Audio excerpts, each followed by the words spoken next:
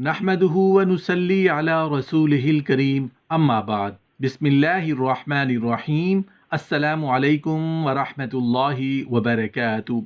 जनाबत में सहरी करने वाले लोग हज़रत आयशा रज़ियल्लाहु ताला अन्हा का फरमान ज़रूर सुने। नापाकी में सहरी करना जायज़ है या नहीं? मोहतरम नाज़रीन, अक्सर लोग जुनूबी हालत में ख़ुद को, अपने कपड़ों को, अपने बिस्तर को नापाक समझते हैं और खाने को और काम काज को हाथ नहीं लगाते कि जब तक गुस्ल न कर लें। और ख़वातीन भी बच्चों वगैरह को दूध पिलाना, खाने को हाथ लगाना गुनाह समझती हैं, ये समझ कर के वो नापाक हैं। इसी तरह माह रमज़ान में जनाबत की हालत में सहरी करने को नाजायज़ समझते हैं और कहते हैं कि नापाकी की हालत में रोज़ा रखना गुनाह है।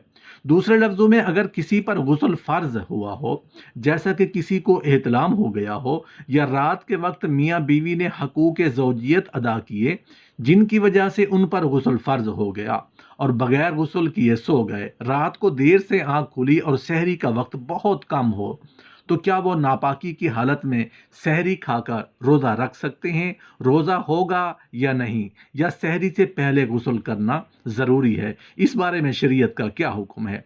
आज की इस वीडियो में हम इन तमाम सवालात के जवाबात हदीस की रोशनी में देना ज़रूरी समझते हैं। आपसे गुजारिश है कि वीडियो को आखिर तक ज़रूर देखिएगा ताकि कोई मसला सुनने या समझने में कोई कमी कोताही ना रह जाए।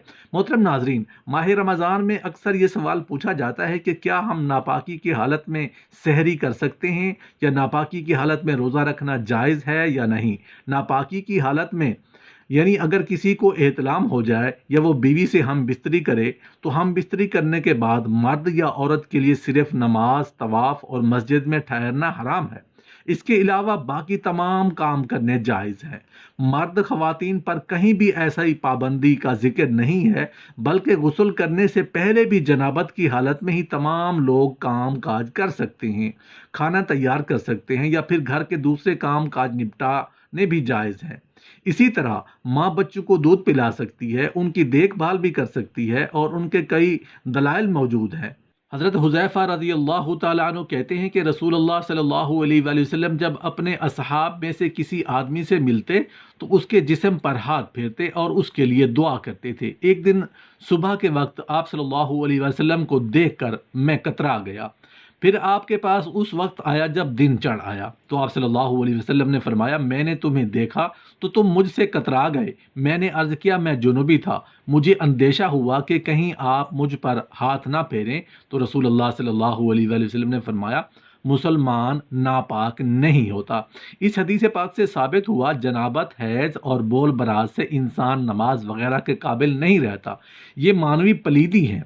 ज़ाहिरन इंसान खसूसन मुसलमान पाक रहता है। मदरजा बाला हालात में उससे मिलना जुलना, उसके साथ खाना पीना, उसका हर किस्म के काम काज करना जायज़ है, कोई फ़र्क नहीं पड़ता। इसका झूठा खाया पिया जा सकता है। वो किसी चीज़ में हाथ डाल दे, मसलन पानी वगैरह में, और हाथ को ज़ाहिरी निजासत भी ना लगी हो, तो वो चीज़ पाक रहेगी। अब आते हैं अपने मौजू की तरफ कि क्या नापाकी की हालत में सहरी कर सकते हैं या नहीं। तो जवाब इसका ये है कि जिस तरह नापाकी की हालत में खाना पकाना, एक दूसरे से हाथ मिलाना जायज़ है, इसी तरह नापाकी की हालत में सहरी करना भी जायज़ है। हज़रत अबू बकर बिन अब्दुर्रहमान से रिवायत है कि मैंने और मेरे वालिद हज़रत आयशा के पास हाजिर हुए तो आयशा रज़ियल्लाहु ताला अन्हा ने बयान फरमाया कि मैं गवाही देती हूँ, रसूलुल्लाह सल्लल्लाहु अलैहि वसल्लम एहतलाम के सबब से नहीं बल्कि जमा के सबब से हालत जनाबत में सुबह करते और गुस्ल किए बगैर रोज़ा रखते।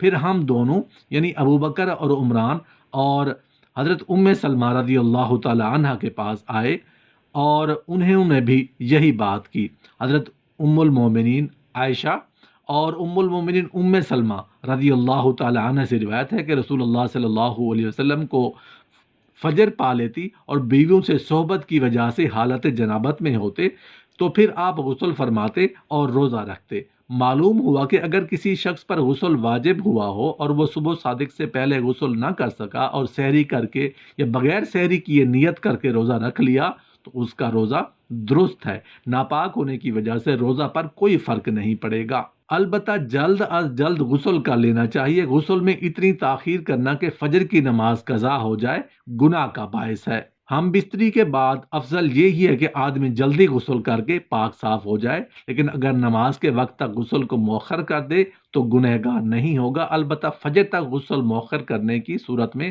اگر ہم بستری کے بعد سونا ہو تو بہتر یہ ہے کہ آدمی استنجا اور وضو کر لے پھر سو جائے، اور پھر جب بیدار ہو کر غسل کر لے۔ چنانچہ مشکوہ شریف کی روایت میں ہے، حضرت عمر فاروق رضی اللہ تعالیٰ عنہ نے سرکار دو عالم صلی اللہ علیہ وسلم سے عرض کیا کہ مجھے رات کو جنابت لاحق ہوتی ہے، یعنی احتلام یا جماع سے غسل واجب ہوتا ہے، تو آپ صلی اللہ علیہ وسلم نے فرمایا کہ اسی وقت وضو کر کے عضو کو دھو کر سو جایا کرو۔